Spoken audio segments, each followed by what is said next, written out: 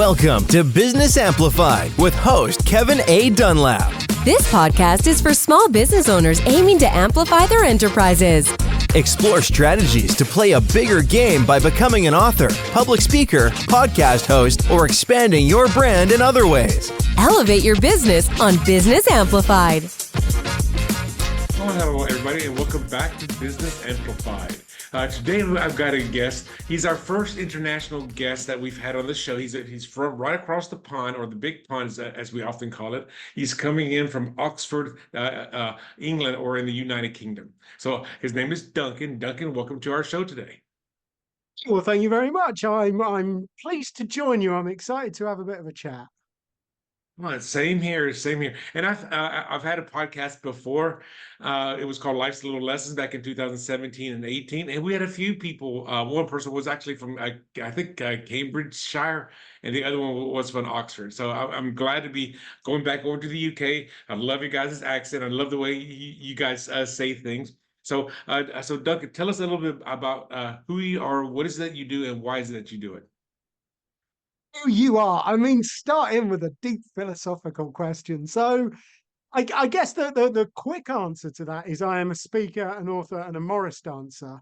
What's the long answer to it? I don't know. I mean, I guess I like to have fun. I like to tear down false beliefs, and I like to wear really, really good shoes. Those are sort of the things that I try and do in life. I'm also, a son, a husband, and a father, and that takes up an awful lot of my time, and that's very meaningful and important. But I have less kind of like goals and vision statements for my family than I do for my business stuff. So, what do I do? Well, in one respect, I help people to get sober. In another respect, I help them to start living. I do a lot of one-to-one work with people. We help them to stop drinking, and then we look at the kind of the broader life around that and what they want to go on to do and achieve with their newfound sobriety, which is very, very exciting. That's the one-to-one stuff. Also do some stuff with businesses and organizations, which is more and more of what we're doing these days, is going into small, medium, big businesses who have got an existing wellbeing program, and we go in and we add the alcohol awareness element to their existing wellbeing program, because what I've found is that very few companies actually have any input about alcohol and how to rebalance your relationship with alcohol in their wellbeing program. So that's what I do. Why do I do it? Well, you probably know what's coming here. You know, I drank very heavily for a long time. I didn't look after myself. I didn't look after the people around me. I certainly didn't do anything in terms of actually creating a meaningful way of making some money and building some meaning and purpose into my everyday. And when I stopped drinking, I found I had a lot more energy. I had a lot more focus, I had a lot more time, I had a lot more vitality, I had a lot more ability to concentrate. I had all of the kind of stuff that most people in business would absolutely die for. So that's why we're really committed to working with businesses to give their employees more time, more energy, more focus, more calm, more peace, more joy, more happiness, better moods, all of the good stuff. And you know what? I mean, I get so much satisfaction from doing that. So I jump out of bed in the morning. So let me ask you this, because you say you drank for a while, now you help people and their wellness, as well as getting past alcohol. I'm assuming you work with people that maybe have a drug addiction as well. So I don't work a huge amount with people who have drug addictions. I have done. I think it's the same underlying mechanisms that drive us to any of these behaviors. I work a lot more with people who smoke, which is a drug addiction, as is alcohol, but we probably wouldn't really call it that. But yeah, I mean, what sits underneath it all is these kind of false beliefs that we have around our behaviors, and that's the kind of thing that I unpick with people. So you know what? It doesn't matter what you're addicted to. If you gamble, spend too much money shopping online or offline, if you spend too much time on Facebook, if you're addicted to gaming, whatever kind of avoidance of life you want to kind of put time and effort into, it all comes down to the same basic mechanisms, and that's what I help people do. Unpick their beliefs around these activities. It's kind of funny that you talk about those kinds of addictions. Currently, I live in Raleigh, North Carolina. I've been here for about 2 years, but for the 18 years before that, I lived in a town. Most people in the world have heard of this town, and it's a town all about excess. It's a little. I always call it a little town out west called Las Vegas, Nevada. So the thing with Las Vegas, and I said this because I lived there for 18 years. The thing about Las Vegas, if you have any kind of an addiction problem, Las Vegas is the city that you should not be in. And I was saying, and I would jokingly say there was four main things, and I'm mainly looking at this from a man's perspective. There's four main addictions that men tend to have in Las Vegas. One is drugs. Number two is alcohol. And guess what? You're giving free alcohol when you're gambling. Number three is going to be gaming because it's everywhere. I mean, if you want to go play poker on the one-armed bandits kind of machines, you could do that at your local convenience store or your local grocery store or your local Walmart. They all have gambling there. And the fourth addiction that Vegas is known for is women. So the whole prostitution, the whole sex business is there. Now, Yeah. all joking aside, what got you to realize that you wanted to give up alcohol? Just out of curiosity. So, in a remarkable twist of fate, I am actually going to stick up for Las Vegas just before I answer that question, because you might not think it's my kind of town, but hey, they know how to put on a Super Bowl, don't they? That was a cracking game. So, fair enough. I will let Las Vegas off just for the football, just for the moment. So, what stopped me drinking? That's a very, very good question. So at this point, I'm supposed to give you the 4 a.m. staring in the mirror kind of revelatory story that we're so familiar with in these kind of narratives. But do you know what? I don't think it really works like that. My stopping drinking for me was part of a longer process of changing my life, involving stopping smoking and changing the way I ate and changing my approach to my health. I mean, if there was one thing that really kind of hammered it home for me, it was to do with my relationship with my wife. We were trying to start a family, and that's always kind of a bit of an emotional roller coaster, isn't it? It's always something that puts a bit of strain onto a relationship. And then she had a miscarriage, which was enormously difficult for her. And she needed me. And I genuinely wasn't there for her. I didn't know how to deal with that emotional pain and that stress and that difficulty. So I did the only thing that I really knew how to do, which was, of course, climb into the bottle. And that didn't help. I mean, pretty much did the opposite, didn't it? So I got to a point, and I never stood in front of the mirror and asked myself this question, but I look back on it now and I see I was kind of at a point in my life where I was making that decision. You know, what do I want from life? Do I want to have a family, or do I want to have another drink? And then do you have obviously you have a process if you're working with a medium to large company and you have some of their employees which may be drunks or alcoholics. What kind of no what is how does the process begin? I mean, obviously the person has to want to have a conscious decision to stop or to change their relationship with alcohol. Is there a process that you begin with these companies with their employees?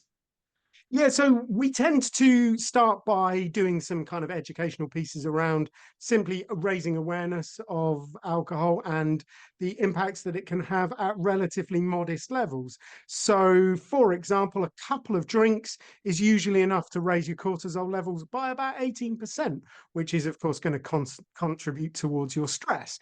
And those couple of drinks are also going to impair your ability to sleep. They're going to affect your REM sleep, which is the most important part. They're going to reduce the quality of your sleep by something like 24%. And that is just a couple of drinks, the kind of thing that we would have with dinner without even really thinking about it. So we start off by doing this kind of educational stuff around alcohol and performance and alcohol and culture, just to get people more aware of it.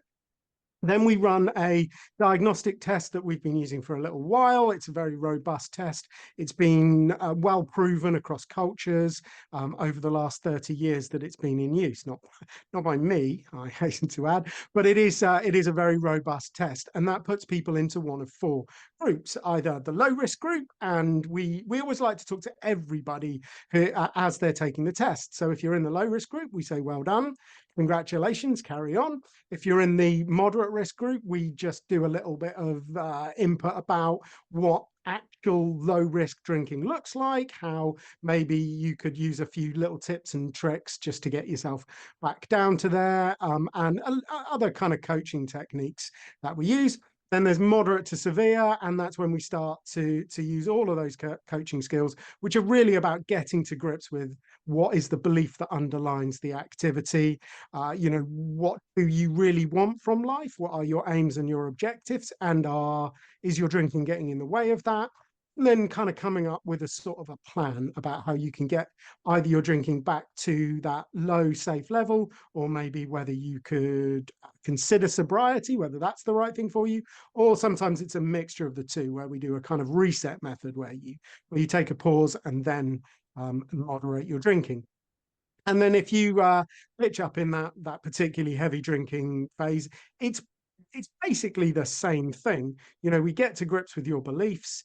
And then once you've got your beliefs under control, once you've started to realize where alcohol actually sits, you probably believe it helps you deal with stress. But once you understand that it's probably the primary cause of stress in your life, then we do a little bit about thought management, which helps people to kind of manage the cravings or the thoughts around it.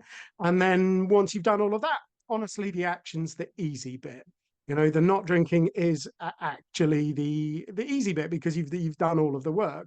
The problem that we find is most people try and do it the other way around. They try and stop the actions, and they hope the thoughts and the beliefs are going to catch up, but they rarely ever do. Okay.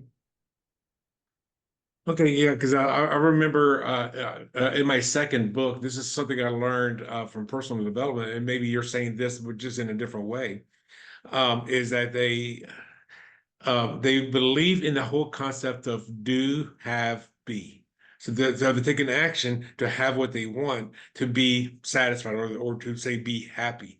However, in personal growth, it's be, do, have. You have to be that way first, then you take the next action, then you actually have that result. And it's a backwards way, or it's a reverse way of thinking. So is that the same thing that you're kind of talking about through your wellness programs? Yeah, absolutely. I mean, I'm sure, you've come across things like the logical levels of change and things like that. And, the models like that are very much about getting to grips with the identity and working out who you are. Because I get this an awful lot, that people, when we talk and when we kind of dig into, that's brilliant. You should put that on a t-shirt, my friend. I'm a runner, not a drinker. And that's kind of like, that's who they see themselves as. And particularly, I get this a lot with successful business people, that they see themselves as a leader. And then they look at their behaviors around alcohol, and that clashes with who they think they are, who they want to be. So getting to grips and reaffirming that kind of that core thing about them, and realizing that is who they are, and that this behavior is around alcohol, that's not really who they are. That's not an important part of their identity. Problem is that society is so keen to tell you all of the great benefits of drinking, that we believe that it is who we are, and that we can't function, and we can't enjoy ourselves, and we can't socialize. We'd be boring if we stopped drinking, all of that kind of stuff. So that piece around identity, I think it's so important to help people realize what's really important about who they are, and how these are simply behaviors that are just getting in the way. Now, do you mainly only work with people in the UK, or do you work with people outside that area as well? So it depends. If you like Zoom, then I can work with anybody, anywhere. If you want me to come face to face, obviously, I will come and do one-to-one coaching sessions with you anywhere in America. It's just going to be quite expensive, isn't it? But No, yeah, no, I work with a lot of people worldwide. I work with a lot of Americans because the time difference is pretty nice. I work a few evenings, and that allows me to take a few afternoons off, which allows me to spend more time with my daughter. So it all works itself out nicely. no, do you see kind of cultural differences? Like, say, are people in the UK or people from Russia or people, will say, from Greece? They have alcohol is more part of society, is more acceptable than it is in other cultures. Do you see that? And is that a problem that you have to try to overcome as well? So globally, if we look at the world, then from sort of Pakistan across through the Middle East, across North Africa, then like less than 5% of people in that region drink. So globally, that's pretty different. Africa, the average for sub-Saharan Africa tends to be only about 33% of people drink. Asia, it tends to be more around 50 to 60%, depending on which part. India, there's a lot less drinking. China, there's a bit more.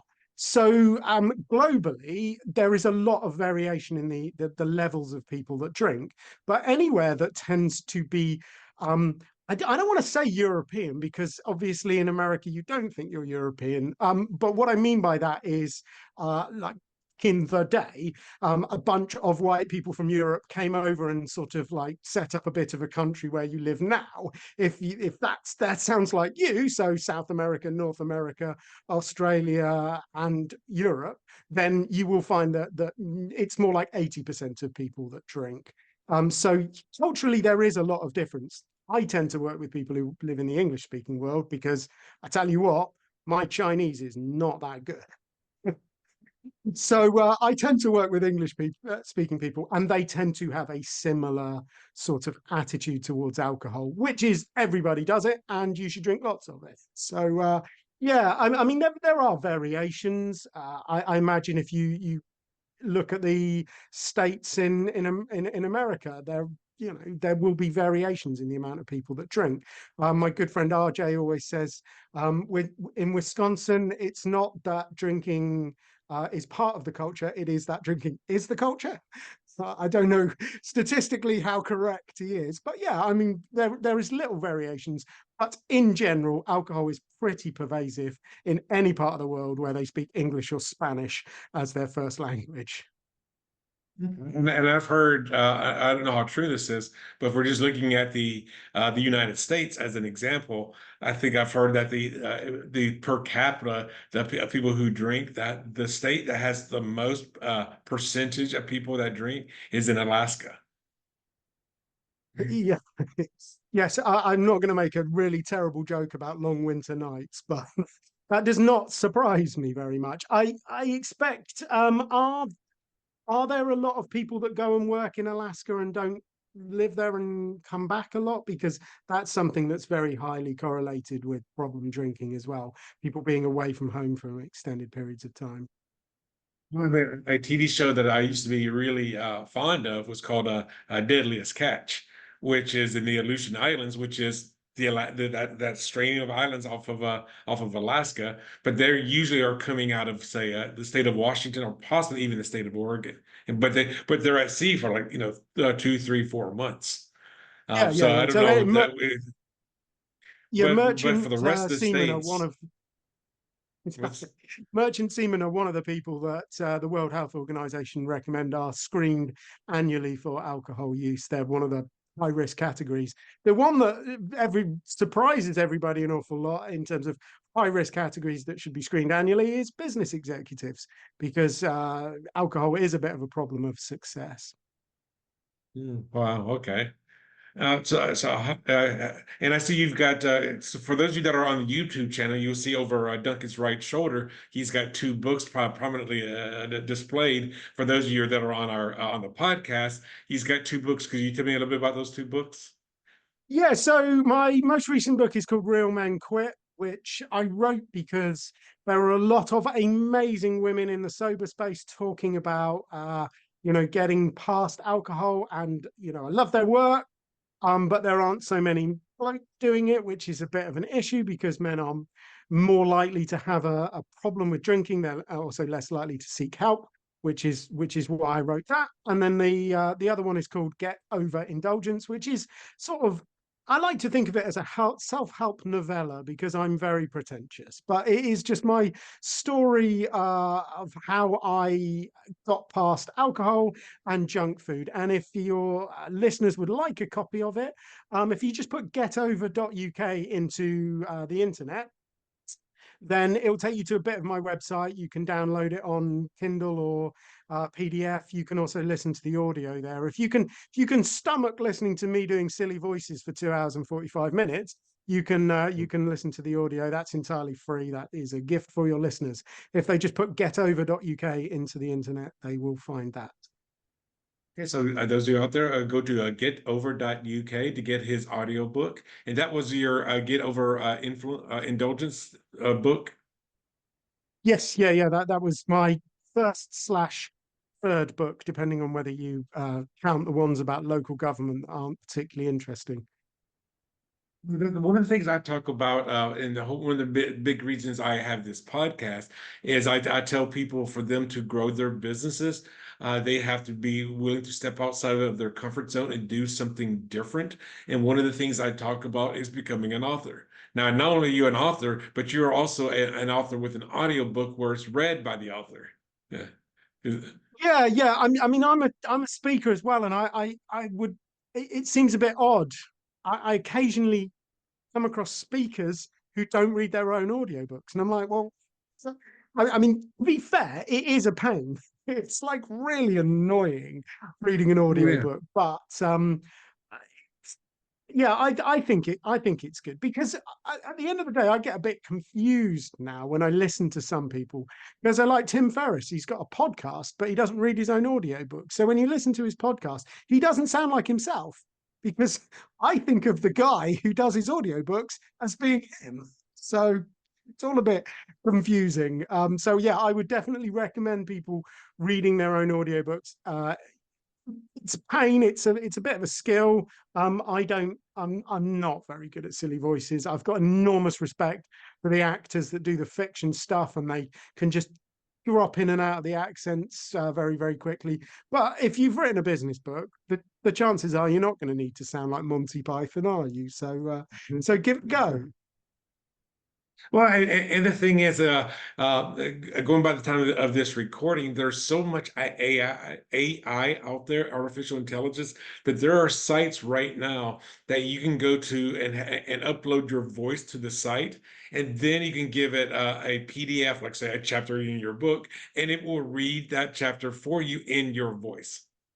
And that's just some incredible technology out there right now. So, and just in case people are listening to the podcast, I want to make it's really, really clear. Kevin is real. It's not an AI version of him. He is really sitting here talking to me. I'm really this is not a computer. It's talking to Duncan right now. But the thing is, I mean, I fully agree. I attempted to do my second book into an audiobook, and this was probably 2018, so it was a few years ago. Because that book came out in 2016, and I remember getting my laptop, going into the master closet, get as much clothing around me as possible, sitting on the floor, on the carpet floor, to minimize any echo. And it had the clothes around me to absorb any sound, so I'm not echoing off the walls. And I started reading my book, and I do remember that was a painful thing to do. Let's just put it that way, because I want to keep this thing clean. Yeah, so I spent, I don't know, probably less than $100 on buying some like audio blankets, which hang up very nicely, so I can create a little audio booth in my home, which means I didn't have to hide in the closet to do it.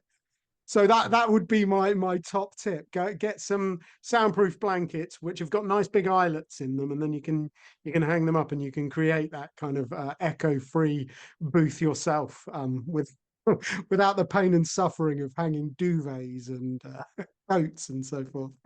I had a lady friend of mine back in Vegas, and this was probably like even 2009. It was quite a few years ago, and she was a voiceover talker, a speaker. and she did all kinds of audio recordings as well. And I actually even had her back then. I don't know why I needed it at that time, but I did. I needed somebody to be my voice to my multi-stage voicemail system. Press one for press two for the so and the way that she did it, she got for her she got blankets. Now she was a professional. And I don't know what you guys call it over there in the UK, but in here it was called a coat closet. So it's a closet by your front door where you hang your coats. And she made that into her audio booth. So she just closed the door, had a light in there. I mean, it was it was maybe let's talk it 2 feet wide, or let's say 3 feet wide, a meter wide, and the depth was the width of a coat. And she just took all the stuff in this, and that became her recording studio. But she had the sound blankets, and everything was condensed, and she could just close the door, and her studio's door is closed. So Oh, for her, that's what worked for her. Probably a bit over the top if you're going to spend a week recording an audio book, but yeah. So Duncan, tell me a little bit about some of the challenges that you went through as you've been trying to build this business, and how did you overcome them as well? Oh, well, I mean that's the great thing about business. You know, the challenges never really go away, do they? They just get Yeah. bigger and they just get harder. And I often think that actually, you know, the level of the challenges, that's what shows you that you're doing the right thing. If you're kind of like scared walking into a meeting because you're about to discuss something that's, you know, like worth tens of thousands of pounds rather than, you know, what normally talk about hundreds of pounds, you know, that's the kind of challenges that we like, isn't it? That's when you know that you're on the right track, because the challenges are just getting bigger and bigger and bigger.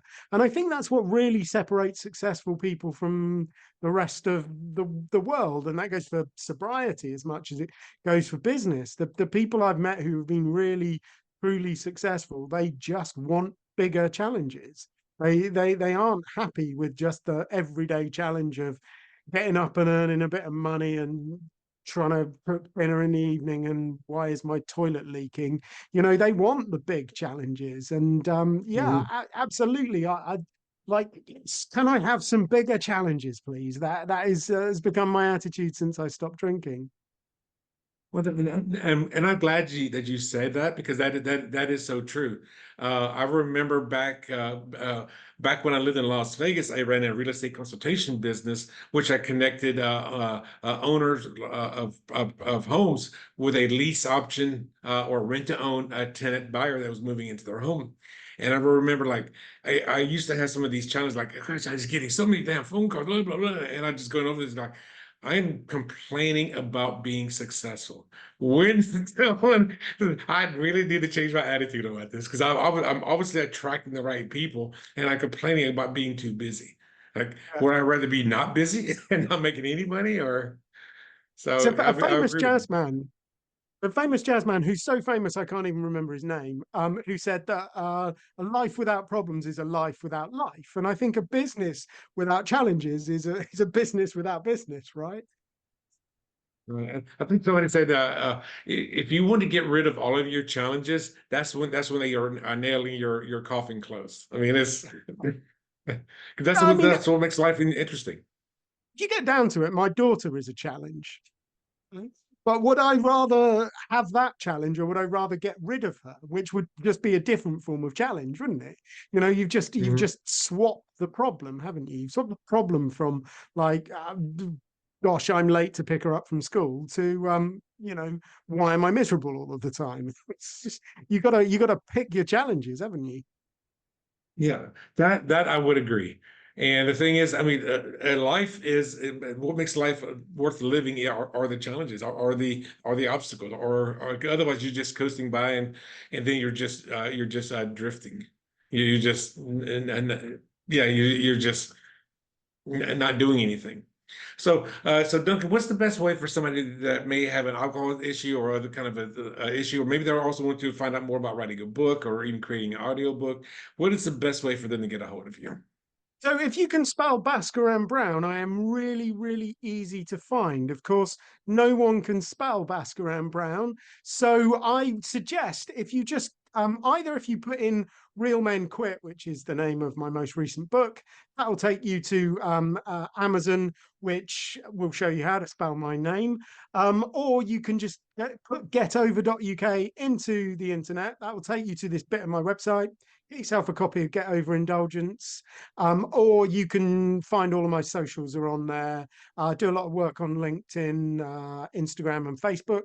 We're also pretty busy on YouTube. So, connect. I am always happy to talk. Whatever you want to talk about, I love writing. I absolutely adore writing. So if you want to talk about writing, I'm happy to talk about writing. I also am very, very committed on ending the harm that alcohol does in the world. So if I can help you with that, I would also be delighted to chat to you. You mentioned Real Men Quit. Is that realmenquit.uk or realmenquit.com or? Well, actually, I've realmen.qu realmenqu.it is one of our web addresses that it's just too clever for me to ever really mention that much. But if you just put Real Men Quit into Google, it will take you to Amazon. It might take you to a few other book sellers as well, but that will at least give you a fighting chance on spelling Bhaskaran Brown. And I was wondering how to spell that or how to pronounce that when I saw that you made this reservation. Well, Duncan, I do want to say I do appreciate you for being on the show today. Are there any last words that you would like to share with anybody, or any nuggets that you would like to share with anybody, either about sobriety or about business? Yeah, do you know the one message I would love to get out more into the world is to help people to realize that they are enough. That you have everything inside you need to live a happy and fulfilling life. You don't need alcohol, you don't need cigarettes, you don't need junk food, because you are enough. And that goes double for running a business. You really do genuinely have everything inside you that you need to be successful. Sometimes we need a little bit of help getting out of our own way. And, it is the things that we do that we think are going to help us deal with stress, like alcohol, cigarettes, junk food. Those are the things that you need to get out of your way. And then you will discover that you have everything inside you that you need to really, really be a successful businessman. Well, Duncan, thank you for sharing some of those great little tidbits there. And for those of you that are on the show and you feel like you have a message you want to get out, go ahead and give us a call or contact us for a 15-minute pre-interview. Maybe we would find out if that's something that we can do. And you can just go to businessamplified.net/pre-interview. That will set up a 15-minute call, and then maybe you can be a guest on our show as well. Well, anyway, Duncan, again, I do want to say thank you for joining us today. I think you guys gave us some great information. Also, the whole thing is, becoming a speaker, getting your message out there. You was talking about being on YouTube. So that's, one of the biggest things that I've seen over the last, I would say almost 2 decades, is the fact that people are afraid to get their image out into the world. And I will tell you something. I don't care what your business is. One of the things that's going to be part of your brand is your face and your voice. I mean, I cannot say that enough. I mean, in 2009, I ended up winning a small pocket-sized camcorder, and I started shooting YouTube videos back then. And the thing is, my face became my brand, and your face is going to be your brand. And you know what? Hey, Duncan, I'm going to ask you this one question. When you're, and I have no idea what your YouTube videos, what the content is, but when you're creating your YouTube videos, do you ever do a second take? Oh, yes, I did some this afternoon. Actually, I recorded 8, and probably 5 of them I did in one take. 3 of them, I just completely and utterly stuffed up one of the lines, so I stopped halfway through. But yeah, generally, I try and do them in one go. I mean, I have 2 fairly big advantages. One, I write pretty short videos, and 2, I did a lot of acting back in the day, so I So feel you've a got bit a more lot of natural. experience. on camera. Yeah. So, Because but at the end of the bend, it is just a muscle. You just have to train it. You just have to put your face in front of the camera and see what happens. and the thing is, it is okay to mess up because guess what? Take two, they're not. If you do a take two and a take three, nobody's going to see that take one. Oh no, It's going they to have go all. into the ethos. Yeah, those three, maybe it was four that I stuffed up earlier. They're already in the bin. Not even my assistant who edits them all. She doesn't even see those. So the thing is, my whole thing is to get out there and start doing something. That to me is the most important thing. I know when I started shooting videos, I mean, even after 10 years of shooting YouTube videos for houses, I probably had 500 or 600 videos. I was still messing up. Oh, He's yeah, like, yeah. hey, today we're at 123 Main Street. This is okay, located over on Jones and Alexander. It's at 3,000. How many square foot is that again? Okay, now But you know, today we're the at. think the real truth about that is that, like, we're so paranoid and worried that we're going to say something stupid, or we're going to mess something up, or we're going to get something wrong, that we don't do it. And actually, if you mess things up, it proves that you're human. And do you know what? People like humans. They much prefer them to AIs. So if you're waiting to get perfect, one, you're chasing the wrong thing, but two, just go out there, be human. People love humans. Well, and one of the last things I'm going to say, I know I've said this on a couple of the other shows, is back when I lived in Vegas, I used to take a lot of hot yoga classes. And one of the things well, I forget which yoga instructor said this, and I think I've heard a couple of other yoga instructors say this. And after she said it, like, oh my gosh, you're so right. It goes, okay, guys, this is at the end of the classes. And she was like, okay, guys, now remember, this is yoga practice, not yoga perfect. Yeah. It's like far too many people try and put perfection in the way of progress, and that goes for business, it goes for content, it goes for sobriety. In all honesty, Well, I would rather you made some progress, that you did something, than you do nothing, because you're not going to get it absolutely right or do it absolutely perfect. Well, and that's why I was trying to go down that little rabbit hole. Because, like, say, for an example, if you're working with Duncan and you're working on your sobriety, and let's say you made a mistake, maybe you had that cocktail one night, during your going through sobriety, it's not like you're a failure. It's like, no, where do we go from here? Yeah, I mean, that's one of the things that I really try and encourage people to see, that we sort of think of stopping as the moment that the car stopped, but actually it's not just one single moment. There's a lot that goes into that. You have to think about braking, you have to press the brakes have to activate, the friction has to take effect. All of those things have to come together to actually create stop. So most people think of stopping as a single action, but it's not. It's an extended period. And you have to go through a thought process, and you have to stop drinking. And sometimes that involves slipping up. Sometimes that takes a few attempts. Sometimes it takes a little while to get it right. But what you've got to realize is that failure is not fatal. Losing one battle does not mean you have lost the war. And if you don't believe me, just go and buy a book about the Second World War, because what you will find is that the Allies got absolutely trashed. For the first 3 years, they lost every battle, but they didn't give up. And that, the way that particular conflict finished. So one failure is not fatal.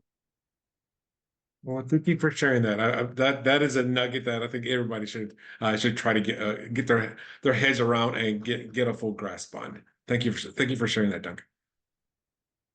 That's my pleasure. Well, everybody, thank you for joining us. Don't forget to join us on some of our other shows. And Duncan, I want to say thank you for being here, and thank you for virtually jumping across the pond to the United States to be on this show. Thank you very much. It's absolutely a pleasure. Thank you. Okay, bye now. Until next time, be amazing.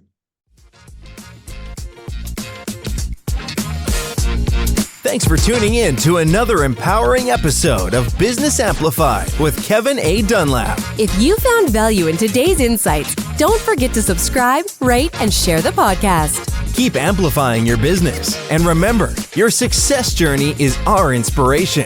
Until next time on Business Amplified, go out there and make your business thrive.